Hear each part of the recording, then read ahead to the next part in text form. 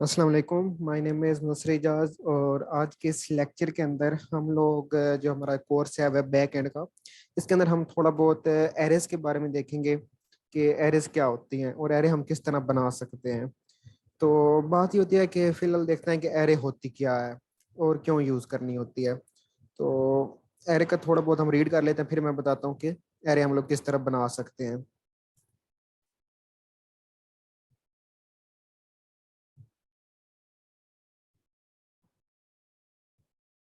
अच्छा, जब ना एरे बेसिकली हमारी ये होती है कि जिस तरह हम लोग करते हो ना, वेरिएबल वेरिएबल के अंदर आप लोग एक वक्त में एक चीज स्टोर करवा सकते हो। जिस तरह हमारे पास होता है ना कि ये हमारा एक वेरिएबल है, इसके अंदर आप लोग 5 स्टोर करवा सकते हो, 6 करवा सकते हो, कुछ मतलब इस तरह एक चीज स्टोर करवा सकते हो।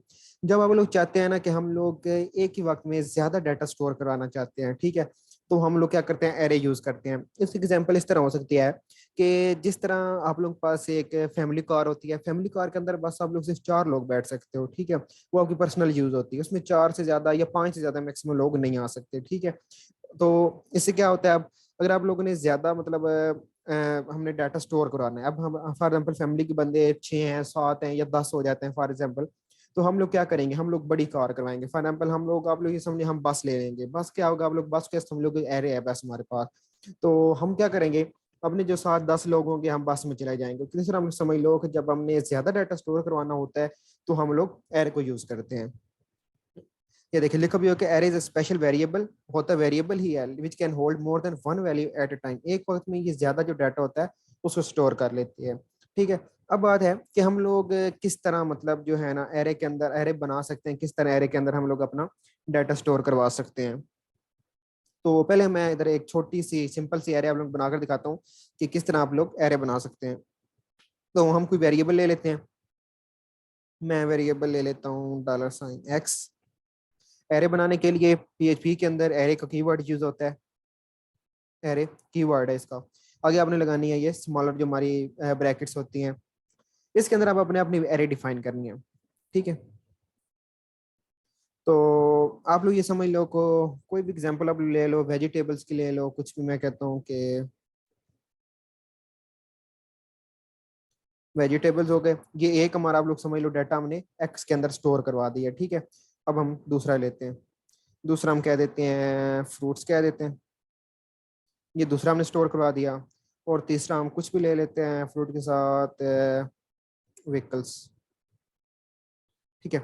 अब ये क्या हुआ, हमने ये सारा का सारा डाटा ये हमने एरे के अंदर स्टोर करवा दिया है। अब जो एरे के ऊपर डाटा पड़ा होता है ना, ये बेसिकली इंडेक्सेस के ऊपर डाटा पड़ा होता है। जो हमारी एरे होती है वो हमेशा 0 इंडेक्स से स्टार्ट होती है। ये जो हमारा वेजिटेबल है ना, हमेशा एरे 0 इंडेक्स स्टार्ट है। वेजिटेबल 0 इंडेक्स पर स्टोर है, फ्रूट हमारा 1 इंडेक्स पर स्टोर है, एंड व्हीकल हमारा 2 इंडेक्स पर स्टोर है। मतलब ये अगर मैं लिखूं कि $x के आगे मैं 0 लिखूं तो मुझे वेजिटेबल को शो करवाएगा। कैसे, अभी देखें क्या होता है। अब ये एरे के अंदर हमारा सारा का सारा डाटा जो है ना स्टोर हुआ पड़ा, ठीक है। हमने देखें कितनी आसानी से।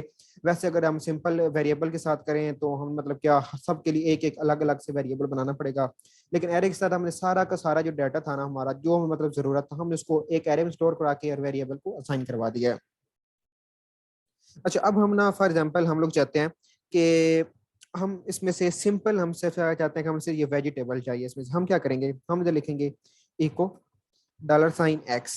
अब एरे की वैल्यू लेनी है। मैंने बताया कि एरे के ऊपर हमारा जो पड़ा होता है ना डाटा, वो इंडेक्सेस के ऊपर पड़ा होता है, ठीक है। ये 0 इंडेक्स पर पड़ा है, तो आप लोगों ने इसको अगर एक्सेस करना है ना, तो हमने इसको वेजिटेबल को नहीं लेना बल्कि वेजिटेबल के इंडेक्स को उठाना है। जब हम इंडेक्स को उठाएंगे ना, तो ऑटोमेटिकली इंडेक्स के ऊपर जो डाटा स्टोर होगा वो उस डाटा को उठा लेगा। मैं अब कहता हूँ कि मुझे इको करवा दे $x के अंदर जो इंडेक्स 0 पर वैल्यू पड़ी है ना वो दिखा दे। अब क्या $x इंडेक्स लिखने का तरीका ये होता है, बड़ी ब्रैकेट्स के अंदर आपने ये इंडेक्स वैल्यू देनी है, 0 1 2 3 जितनी भी होती हैं। तो मैंने अब इसका कि सिंपल मुझे $x के ऊपर जो 0 इंडेक्स पर है ना उसको मुझे इको करवा दे। तो मैं अपना जैम सर्वर ऑन कर लेता हूँ।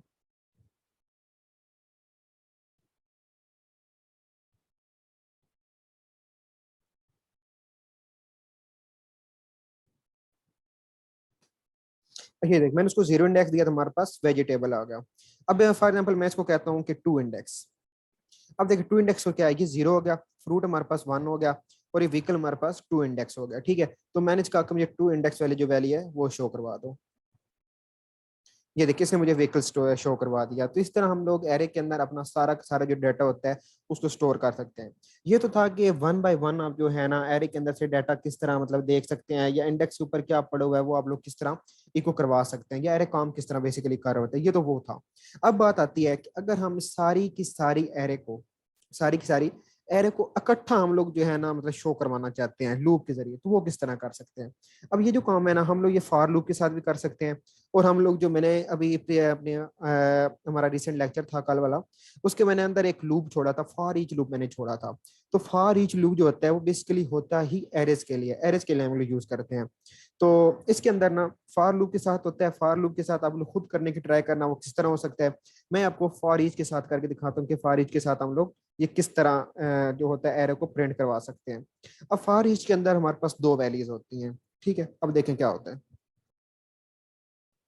मैं इधर फॉर ईच लगा रहा हूँ लूप, या फॉर ईच के बारे में थोड़ा सा आप लोग उसका सिंटैक्स वगैरह देख लें, क्योंकि ये उन बच्चों के लिए फॉर ईच लूप नया है जिन्होंने पहले सी प्लस प्लस पढ़ी हुई है, तो ये थोड़ा एक नया लूप हो जाता है, क्योंकि ये सी प्लस प्लस के अंदर नहीं होता, ये बल्कि हमारे पास PHP के अंदर होता है। तो जो फॉर ईच लूप होता है ये, लेकिन loop works only on array, array के ऊपर यूज होता है, and use to loop through each की value pair in an array, ठीक है। अब होता क्या है, फॉर ईच होता है, फॉर ईच पहले कीवर्ड है वो लगाना होता है, उसके बाद आपने अपने एरे का नाम देना होता है, नाम के बाद आपने एज लगाना होता है, एज के बाद आपने कोई भी जो होता है ना उसके, यानी कि ये देखें एज लगाया, एज के साथ आपने इसके बाद कोई भी अपने एक होता है वेरिएबल लेना होता है। इस वेरिएबल क्या होता है, ये वेरिएबल हमें एरे के अंदर पड़ा हुआ सारा का जो सारा डाटा होता है उसको निकाल कर देता है, ठीक है। देखिए the value of the current array element is assigned to the dollar sign value and array pointer is moved by one. मतलब क्या है कि जो एरे के अंदर डाटा पड़ा है वो हमने साइन कर दिया डॉलर साइन वैल्यू को, और ये मूव बाय वन मतलब जब एक दफा लूप चलेगा, दूसरी दफा चलेगा, तीसरी दफा चलेगा, इस तरह ये हमारा सारा का सारा डाटा जो होता है वो हमें शो करवा देते हैं। तो ये फॉर ईच का बेसिकली काम होता है, और ये होता ज्यादा यूज किसके लिए, एरिस के लिए ही होता है, इसको और कोई काम नहीं होता, एरिस के लिए हम लोग यूज करते हैं। तो मैं आपको करके दिखाता हूँ किस तरह फॉर ईच काम करता है। आपने लिखना है फॉर ईच, इसके अंदर पहले हमने लिखना है अपना एरे का नाम, एरे का नाम क्या है, डॉलर साइन एक्स हमने वेरिएबल लिखा हुआ है, वेरिएबल। इसके बाद आपने लिखना है एज, एज के बाद आपने कोई भी वेरिएबल ले लेना है, कोई ऐसा वेरिएबल लेना है जिसमें से आपने डॉलर साइन एक्स के अंदर एरे के अंदर जो डाटा पड़ा है उसको आपने बेसिकली असाइन करवाना होता है। तो कोई भी वेरिएबल आप लोग ले लें, मैं डॉलर साइन वैल्यू ले लेता हूँ चलें, ठीक है। उसके बाद इसमें करली ब्रेसेस आती हैं, करली ब्रेसेस हो गई। अब क्या करना है, अब मैं कहता हूँ इको, इको करवा दो डॉलर साइन वैल्यू को। अब क्या हुआ है कि डॉलर साइन एक्स हमारे पास थी एरे, उसकी जो अंदर वैल्यूज थी, जो उसका डाटा था, हमने उसको क्या किया, उसको डॉलर साइन वैल्यू के ऊपर असाइन करवा दिया। मतलब ये कि ये जो वेजिटेबल फ्रूट्स व्हीकल ये चीजें अब ये हमारे डॉलर साइन वैल्यू के अंदर पड़ी हैं। अब हमने सिंपल इसको क्या करना है, इको करवा लेना है। तो मैं इसको इको करवाता हूँ वैल्यू,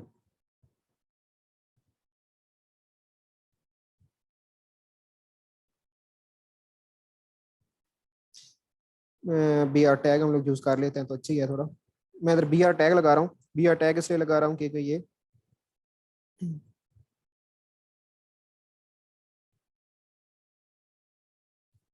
अच्छा एक और बात, अभी देखिएगा क्या होता है, मैंने BR टैग लगा, BR टैग जो हमारा होता है ना ये बेसिक हमारी HTML का टैग होता है, ठीक है। HTML के अंदर हम लोग यूज करते हैं लाइन ब्रेक करने के लिए। तो अब जब हम इसके अंदर यूज करेंगे ना, अभी मैं सिंपल इसको ऐसे यूज कर दिखाता हूँ क्या होगा। अभी देखिए मैंने इसको सेव किया सिंपल, तो फौरन एरर आ गया। एरर रीड करने के लिए आप लोग ने नीचे जाना होता है, वो कहता है अनएक्सपेक्टेड टोकन। अब ये हमें कोई एरर दे रहा है कि इसके अंदर कोई एरर है, आप लोगों के पास क्या एरर है। अब बात यह है कि जब भी आप लोगों ने PHP के अंदर HTML लिखनी होती है, ठीक है, तो हमने क्या करना है, अब ये BR HTML का टैग है, तो हमने क्या करना है, हमने इसको डबल कोट्स के अंदर लिखना है, ठीक है। डबल कोट्स के अंदर लिखा, अब मैं इसको दोबारा सेव करता हूँ। मैंने इसको सेव किया, लेकिन फिर भी हमारे पास एरर आ रहा है। अब क्या एरर आ रहा है, अब हमें कह रहे हैं अनएक्सपेक्टेड डबल कोटेड स्ट्रिंग, कुछ भी वो कहता है अनएक्सपेक्टेड डबल, वो कह रहा है कि या तो आप लोग के पास एक्सपेक्टिंग क्या आ सकता है, कोमा आ सकता है, या कोई सेमी कॉलन का इशू है, इस तरह कह रहा है। तो जब भी आपने अपनी PHP के साथ अपनी HTML को अटैच करना है, इस तरह मतलब एक ही लाइन के अंदर लिखना है, तो इनको हमने कॉन्केटिनेट करना होता है। कॉन्केटिनेट का मतलब होता है जोड़ना किसी चीज को, ठीक है। तो PHP के अंदर कॉन्केटिनेट करने के लिए हमारे पास डॉट यूज होते हैं, ठीक है। आप लोगों ने डॉट यूज करना है जब भी यूज करना है। अभी देखिए इसके नीचे वैसे रेड लाइन आ रही है, तो आप लोग को समझ आ गया होगा कि ये एरर आ रहा है। तो अब मैं इसके अंदर डॉट यूज करता हूँ, मैंने सेव किया, एरर फौरन रेज हो गया। अब क्या हुआ कि हमने एक ही लाइन के अंदर PHP भी लिखी है, और साथ में BR टैग जो हमारा HTML का है, यानी कि एक से दो लैंग्वेज के यूज में कर रहा हूँ, PHP के साथ ही HTML, तो इसलिए आपको कॉन्केटिनेट हमेशा यूज करना है। डॉट होता है हमारा कॉन्केटिनेट के लिए। तो अब ये हमारा सही रन करेगा, अब हम देखते हैं। अभी ये एक लाइन के अंदर था, तो अभी देखिए उसने क्या किया, वेजिटेबल, फ्रूट, व्हीकल। अब उसने फॉर ईच लूप ने क्या काम किया कि हमें जितना हमारा डाटा पड़ा था ना, सारा का सारा एरे में से उसने हमें निकाल कर दे दिया। ये फॉर ईच का कमाल होता है। तो ये हमारे पास थी इंडेक्स एरे। इंडेक्स एरे का मतलब ये होता है कि इंडेक्स के ऊपर हमारी वैल्यू स्टोर है, मतलब जैसे 0 इंडेक्स हो गया, 1 इंडेक्स हो गया, 2 इंडेक्स हो गया। इस तरह आप लोग मतलब जितना चाहे एरे के अंदर डाटा सेव करवा के उसको इस फॉर ईच के लूप की मदद से आप लोग निकाल सकते हो, एक्सेस कर सकते हो, ठीक है। और कॉन्केटिनेट के लिए पीएचपी के अंदर डॉट यूज होता है, ये आप लोगों को कभी नहीं भूलना। और हाँ, एक और चीज, अभी देखिए मैंने इसके अंदर लगाया बी आर टैग। अब बी आर टैग के बाद मैं कहता हूँ कि जो डॉलर साइन वैल्यू है ना, ये दोबारा प्रिंट होनी चाहिए, ठीक है। तो मैं इधर स्पेस देकर दोबारा डॉलर साइन वैल्यू लिखकर देखता हूँ, चेक करते हैं कि होता क्या है। अब मैंने दोबारा किया, अब मैं इसको सेव करता हूँ। जब मैंने सेव किया तो फौरन रेड लाइन आ गई। मीन्स टू से, जब आपने दोबारा HTML यूज किया उसके बाद दोबारा आप PHP लिखना चाहते हो तो आपको उसके साथ कनकेटिनेट करना है। हमेशा याद रखिएगा, नहीं करेंगे तो एरर आएगा। कनकेटिनेट करने के लिए मैं डॉट यूज करूंगा, डॉट करेंगे। अब ये हमारे पास देखें सही है, अब वैल्यू इधर भी है, ब्रेक करेगा फिर वैल्यू हमें शो होगी। अब ये कुछ वैसे अजीब से रिजल्ट होगा, लेकिन मैं आपको सिर्फ बता रहा हूँ। ये देखें, वेजिटेबल, फ्रूट, फ्रूट, वेजिटेबल, इस तरह का। ये मैंने सिर्फ आपको बताया कि आप लोग किस तरह एक लाइन के अंदर आप लोग वेरिएबल्स हैं, उसके अंदर आप लोग कोई HTML यूज करना चाहते हैं तो आप लोग किस तरह लिख सकते हो। तो ये है थी हमारे पास इंडेक्स एरे, ठीक है। मैं इधर कमेंट दे देता हूँ इंडेक्स एरे का। अच्छा, PHP के अंदर ना हमारे पास 3 तरह की एरेज होती हैं। एक होती है इंडेक्स एरे, एक होती है हमारे पास एसोसिएटिव एरे, एक होती है हमारे पास मल्टी डायमेंशनल एसोसिएटिव एरे, ठीक है। अब बात करते हैं कि एसोसिएटिव एरे क्या होती है। जिस तरह आप लोगों ने वैल्यू इसके अंदर रखवाई है ना, अब हमने यानी कि इंडेक्स के ऊपर वेजिटेबल, फ्रूट्स लिखवाए, मतलब 1 2 3 के ऊपर हमने वैल्यूज रखवाई हैं। अगर आप लोग चाहते हो कि हम लोग इंडेक्स की जगह कोई ABC यूज करना चाहते हैं, कोई नाम यूज करना चाहते हैं, उस नाम के ऊपर हम वैल्यू स्टोर करवाना चाहते हैं, तो वो जो एरे होती है उसको हम एसोसिएटिव एरे बोलते हैं। एक दफा मैं आपको रीड आउट भी करवा देता हूँ ताकि आपको पता चल जाए कि एसोसिएटिव एरे होती क्या है। ये देखें, associative are the arrays that are use the name keys that you assign to them, means to say, इसके अंदर हम लोग ये नेम लेते हैं। जिस तरह ये देखें, इसने लिया पीटर, लिया पीटर के ऊपर इसने 35 स्टोर करवा दिया। फिर इसने इंडेक्स बैन लिया, बैन के ऊपर इसने 37 स्टोर करवा दिया। तो ये हमारे पास बेसिकली एसोसिएटिव एरे होती है। एसोसिएटिव एरे के अंदर यही होता है कि हम लोग बस इंडेक्स की जगह नाम यूज कर लेते हैं, कोई भी अपना खास नाम वगैरह यूज कर लेते हैं। तो हम इसको थोड़ा चेक कर लेते हैं अब ये काम कैसे करती है। अच्छा, मैं इसको कमेंट कर देता हूँ। ये हमारे हो गए इंडेक्स एरे।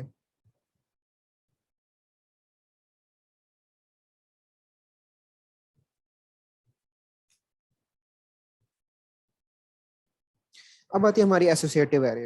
अब एसोसिएटिव एरे हम कोई एग्जांपल ले लेते हैं, कोई भी एग्जांपल ले लेते हैं। फॉर एग्जांपल क्या ले, चलें वो एग्जांपल ले लेते हैं जो लिखी हुई थी। हम लोग कैसे करते हैं, उन्होंने क्या एग्जांपल लिखी थी।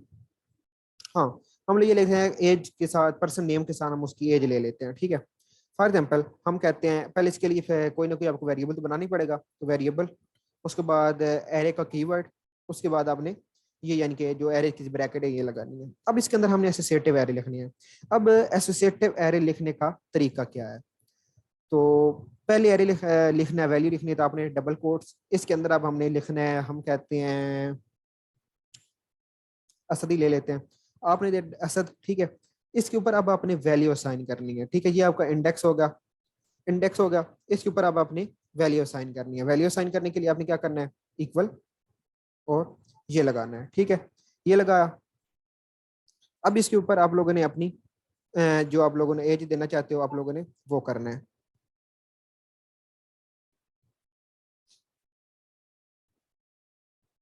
एज फॉर एग्जाम्पल हम लिख लेते हैं, चलो 22 लिख लेते हैं। ये हमारा हो गया एक डाटा। एक डाटा कैसे हुआ कि असद के ऊपर हमने 22 को सेव करवा दिया, ठीक है। इसके बाद आपने लगाना है कोमा, कोमा के बाद आपने दूसरा लिखना है डाटा, ठीक है। फिर इक्वल, इक्वल बाद ग्रेटर देन का साइन। इसके बाद मैं अपनी एज लिख लेता हूँ, कुछ भी लिख लेते हैं। फॉर एग्जाम्पल कह लेते हैं हम, चलो 21 कह देते हैं ताकि आपको डिफरेंस समझ आ जाए। अभी मैं इसके अंदर एरे के अंदर सिर्फ 2 डाटा स्टोर करवा रहा हूँ, ठीक है। अब हुआ क्या, इसके अंदर हमारे पास डाटा स्टोर होता था इंडेक्सेस के ऊपर। इसके अंदर स्टोर हो रहा है जो असद है, ये हमारा इंडेक्स है, इंडेक्स के ऊपर 22 स्टोर हो रहा है, ठीक है। करली ब्रेसेस, ये हो गई, सॉरी ये हम एरे बना रहे हैं, ठीक है। ये हमारी एरे कंप्लीट हो गई। अब हमने इसको दोबारा जो है इसको हमने एक्सेस करना है फॉर ईच के लूप के थ्रू। अब हम इसको फॉर ईच के लूप के थ्रू इसको कैसे एक्सेस करेंगे। बड़ा आसान काम है, कोई मुश्किल काम नहीं है। लिखे फॉर ईच लूप, लूप की ब्रैकेट्स, सबसे पहले वही जो हमने पहले किया था, अपने अपने वेरिएबल का नाम लिखना है, उसके बाद आपने लिखना है एज। अच्छा, एज के बाद अब देखिए, जब हमारे पास इंडेक्स है ना 1 2 3, तो हमें यहाँ पर इंडेक्स बताने की जरूरत नहीं थी, ठीक है। अब हमारे पास इंडेक्सेस आ गए हैं, असद आया है, मुदस्सिर आ गया, मतलब कोई हमने अपने पास से की रख दिया है या कोई नेम लिया है। तो अब जरूरी है कि अब देखिए इंडेक्स चेंज हो गया। इंडेक्स चेंज होने की वजह से जरूरी है कि हम उन इंडेक्सेस को भी अपनी लूप के अंदर लेकर आएं और उनकी ऊपर वैल्यू असाइन करवाएं, ठीक है। तो इसके लिए जरूरी है कि आप लोग कोई वेरिएबल ले लो। मैं अब पहले हमें क्या करने लगूँ, मैं पहले आप इन जो है ना इंडेक्स, इनके लिए कोई वेरिएबल लेने लगा हूँ, ठीक है। अब मैं लेता हूँ वेरिएबल, कोई भी वेरिएबल ले लेते हैं। मैं कहता हूँ चलें वाई ले लेते हैं, वाई। अच्छा, अब देखें हमने इसके ऊपर वैल्यू किस तरह स्टोर करवाई थी। हमने इंडेक्स के बाद greater than, sorry equal to greater symbol लगाया था। सेम आप लोग यही काम करने, इक्वल टू ग्रेटर देन का सिंबल, ठीक है। इसके बाद आपने एक और जो है वेरिएबल लेना है। वेरिएबल हम ले लेते हैं वाई अंडरस्कोर वैल्यू ले लेते हैं। अच्छा, आप लोग ना थोड़ा लूप पर गौर करो, लूप पर गौर इस तरह करो, इसके अंदर कोई कॉम्प्लेक्सिटी वाली बात नहीं है। सबसे पहले आपने एरे का नाम लिखना है, उसके बाद आपने एज लगाना है। उसके बाद अब देखिए हमारे पास इंडेक्सेस था, हमने अपनी मर्जी से इंडेक्सेस दिए थे, तो हम लूप को बताना था ना कि हमारे इंडेक्सेस हैं। तो इनके लिए जरूरी था आप लोग इंडेक्सेस को पहले लिखो। हम मैंने इंडेक्स लिखने के लिए इंडेक्स के लिए डॉलर साइन वाई ले लिया। फिर जिस तरह सेम हमारा एरे के अंदर था ना, हमने उसी तरह के एक ऑपरेटर यानी कि इक्वल टू ग्रेटर देन का साइन लगाया। उसके बाद मैंने एक और वेरिएबल ले लिया। अब ये वेरिएबल क्या काम कर रहा है, ये उसकी वैल्यू स्टोर कर रहा है, और ये क्या कर रहा है, उसके इंडेक्स को स्टोर कर रहा है। होप सो आप लोगों को इस चीज की समझ आई होगी। बाकी हम लोग इको करवा कर चेक करते हैं तो आप लोगों को ज्यादा समझ आ जाएगी, ठीक है। हम लोग पहले ऐसे करते हैं, सिंपल जो है ना इको डॉलर साइन चले वाई करवाते हैं। Simple dollar sign Y echo करवा रहा हूँ मैं।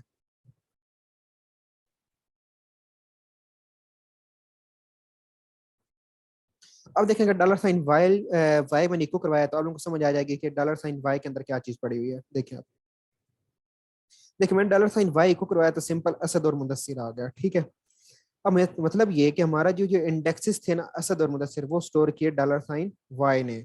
अब ऐसे करते हैं, हम डॉलर साइन वाई की जगह अपना डॉलर साइन वाई की वैल्यू ले लेते हैं।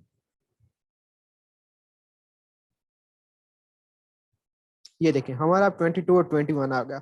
अब होप्स वालों को समझ आ गई होगी कि डॉलर साइन वाई हमारा इंडेक्स को स्टोर करता है या हमारे जो की होती है उसको स्टोर करता है, और जो हमारा सेकंड वैल्यू होती है वो हमारा ओरिजिनल उसकी जो वैल्यू होती है उसको स्टोर करता है, ठीक है।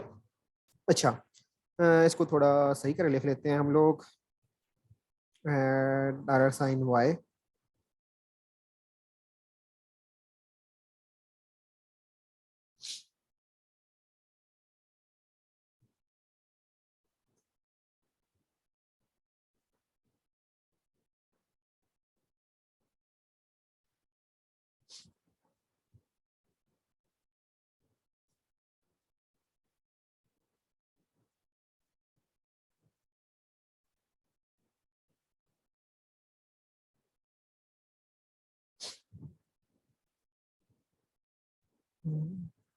या वैल्यू की जगह एज ही कर लेते हैं।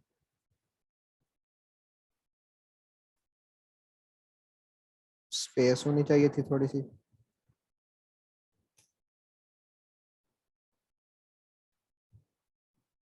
अब सही है। अच्छा, अब देखें, अब मैंने एक लाइन के अंदर ही देखे, मैं उसके अंदर मैसेज भी पास करवा रहा हूँ और साथ ही मैं अपना जो वेरिएबल है उसको भी पास करवा रहा हूँ। तो मैंने किस तरह किया, मैंने कहा कि डॉलर साइन वाई मुझे पता था मेरे इसके अंदर इंडेक्स पड़ा है, तो मैंने डॉलर साइन वाई लिखा, कॉन्केटिनेट करवा के मैंने कहा एज इज, मतलब असद एज इज। अगर मैं उसकी वैल्यू लिख दी तो वैल्यू के अंदर मैंने उसकी एज प्रिंट करा दी। फिर उसके बाद सिंपल बी और टैग लगाया। तो अब देखें क्या हुआ, उसने हमें कह दिया Asad age is 22 and mother's age is 21। तो इस तरह हमारा जो एसोसिएटिव एरे होती है काम करती है, ठीक है।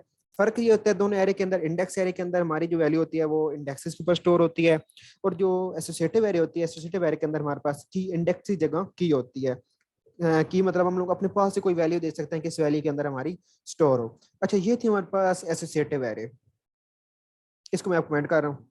अब हम लोग चलते हैं अपनी एक जो थर्ड टाइप होती है एरे की, उसकी तरफ चलते हैं। अब थर्ड टाइप हमारे पास कौन सी होती है, थर्ड टाइप हमारी ये होती है मल्टी डायमेंशनल एरे होती है, ठीक है। मल्टी डायमेंशनल एरे क्या होती है, मल्टी डायमेंशनल एरे ये होती है, जिस तरह इसके नाम से पता चल रहा है कि मल्टी मतलब होता है कि बहुत सारी, ठीक है।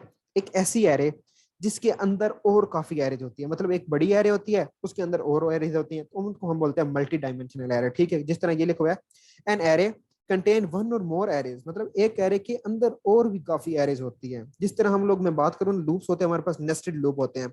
नेस्टेड लूप्स किस तरह होते हैं कि इफ लगाया, इफ के अंदर फिर लगाया, इफ लगाया, इफ के अंदर दोबारा इफ, इस तरह मतलब जो हमारे होते हैं ना। तो इसी तरह बिल्कुल हमारे एरे के अंदर जब हम लोग एरे यूज करते हैं तो उसको हम लोग मल्टी डायमेंशनल एरे बोलते हैं, मतलब एरे के अंदर एरे। तो ये किस तरह होता है, अभी देख मैं आपको दिखाता हूँ। ये एरे हम लोग ले लेते हैं, किस तरह होता है ये देखें। अच्छा ये देखें, हमने लिया एक वेरिएबल, उसके बाद हमने ली एरे, जहाँ हम लोग ना लिख कर देख लेते हैं, तो इस तरह हम लोग ज्यादा समझ आ जाएगी।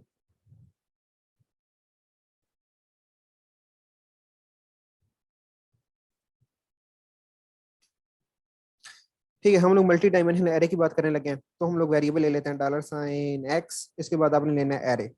ठीक है, अब ये हो गई हमारी एरे, मैं इसको एंटर कर रहा हूँ। अच्छा, अब इस एरे के अंदर आपने एरे बनानी है। ठीक है, इस एरे के अंदर मैं दोबारा एरे ले लेता हूँ, क्योंकि एरे के अंदर जब एरे होगी उसको हम मल्टी डायमेंशनल एरे बोलेंगे। ठीक है, ये हो गई हमारे एरे। अब इसके अंदर हमने इसकी इस एरे की वैल्यूज देनी है। मैं इस एरे की कोई वैल्यू दे देता हूँ, फॉर एग्जांपल मैं कहता हूँ कि उनकी वैल्यूज को ले लेते हैं कि हम ये उठा लेते हैं। मैं कहता हूँ वोल्वो, कोमा, और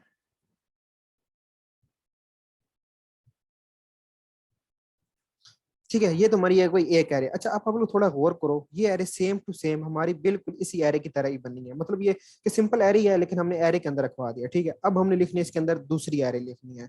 अब लोग लगाना है कोमा, कोमा के बाद इधर हमने अपनी दूसरी एरे लिखनी है। मैं इसी को ही जो है ना, बल्कि नहीं, एरे, ये जो इसके अंदर का डाटा है हम उधर से उठा लेते हैं ताकि हमारा थोड़ा टाइम बच जाए।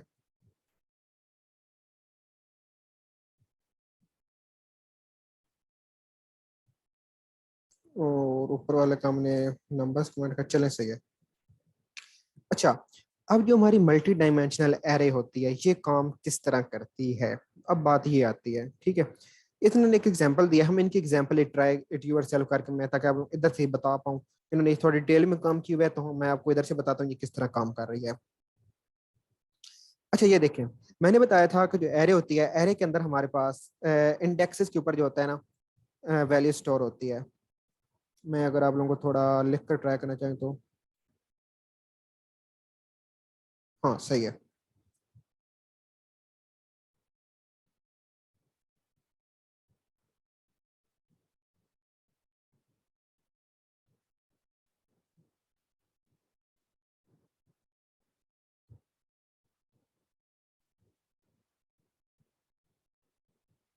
अच्छा ये देखें, मैंने आपको बताया था कि एरे के ऊपर जो हमारी वैल्यू होती है ना, वो इंडेक्सेस के ऊपर स्टोर होती है। ठीक है, अब देखें क्या होगा, ये जो हमारा एरे है ना, ये इंडेक्स 0 पर स्टोर है। ठीक है, मैं लिखने की ट्राई कर रहा हूँ, थोड़ा समझने की ट्राई कीजिएगा।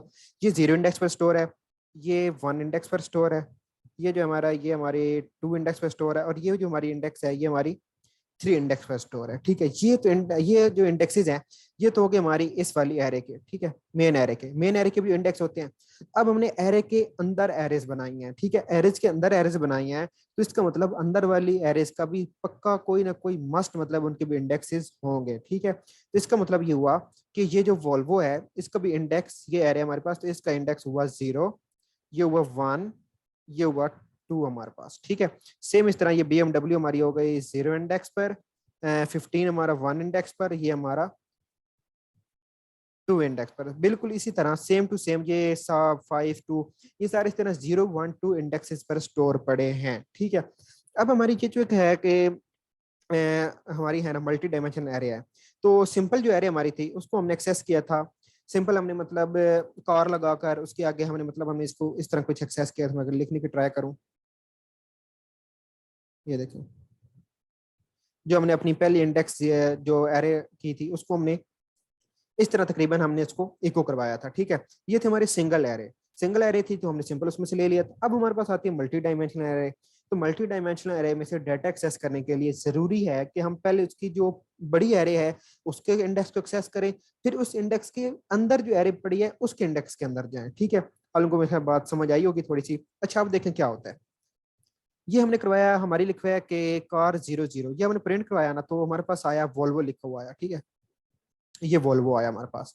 अब ये वोल्वो कैसे आया, हमने करवाया कार, हमने पहले इंडेक्स दिया 0, ठीक है। ये क्या हुआ, एरे के अंदर एंटर हुआ, इसने हमारी ये वाली जो एरे थी, ये वाली, ये आया, ये अपने इस इंडेक्स पर आया, 0 इंडेक्स पर, ठीक है। 0 इंडेक्स पर आया, फिर हमने उसको अंदर 0 इंडेक्स दिया, मतलब इंडेक्स के अंदर 0 दिया। अच्छा, जब वो इंडेक्स अपने 0 के ऊपर आया, फिर उसने इस एरे के अंदर जाकर इसके इंडेक्स 0 को उठाया, अब इसके इंडेक्स 0 के ऊपर 0 पड़ा था, तो इसने इसने हमें वॉल्वो शो करवा दिया।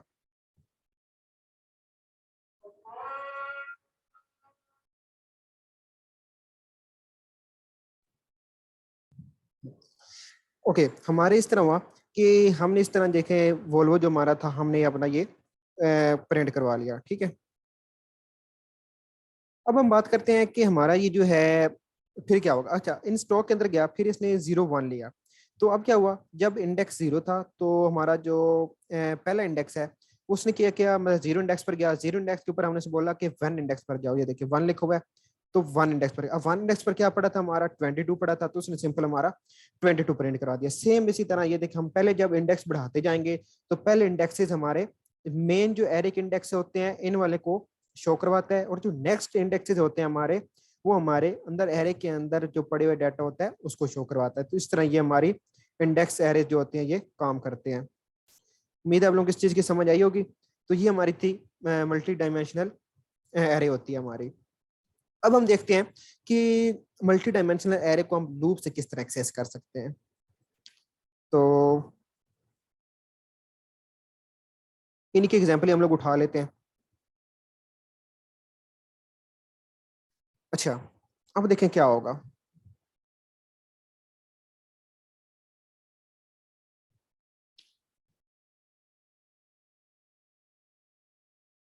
अच्छा, हमने के लिए एरे, हमारी एरे वही पुरानी है, ठीक है। ये हमारा 0 इंडेक्स हो गया, 1 हो गया, 2 हो गया, 3 हो गया। अब हमने इसको जो हमारा ना लूप से किस तरह एक्सेस करना है, ठीक है। तो लूप से एक्सेस करने के लिए पहले जरूरी है कि हम जो हमारी मेन एरे है ना, ये हो गई एरे, ये देखें मेन एरे, मतलब 0 इंडेक्स की, ये हो गई, ये 1 हो गया, ये 2 हो गया, और ये 3 होगा, ठीक है। तो ये हमारे जो मेन इंडेक्सेस हैं, पहले हम इनको किस तरह से एक्सेस करें। तो अब देखिए कोड वाले ने क्या किया, उसने एक लिया फॉर लूप, और $साइन रो लिया। रो को उसने कहा कि 0 से इनिशियलाइज करो, लेस देन 4। लेस देन 4 क्यों, क्योंकि जो एरे होती है वो 0 इंडेक्स से स्टार्ट होती है, तो 0 1 2 3 4 ही बन जाता है। तो लेस देन 4 का मतलब 0 1 2 3, मतलब 3 तक चले, हमारे 3 ही है तो 3 ही बनेंगे। और हर दफा लूप को जो है ना प्लस उसके अंदर एक एडिशन करवाते जाओ, ठीक है।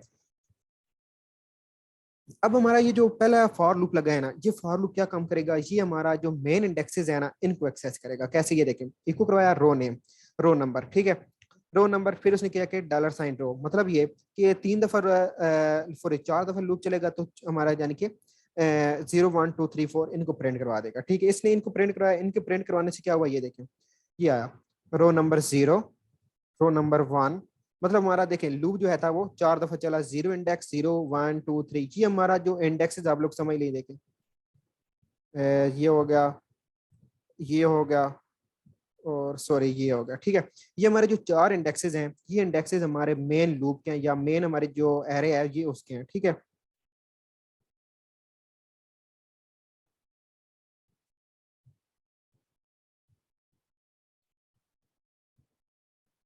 अच्छा, अब हम बात करते हैं ये अंदर जो लूप लगा हुआ है, हमने फॉर लूप के अंदर लूप लगाया। जिस तरह हमने एरे के अंदर एरे लिया है ना, इसी तरह आप लोगों ने फॉर लूप के अंदर लूप लगाना है, फॉर वाला, ठीक है।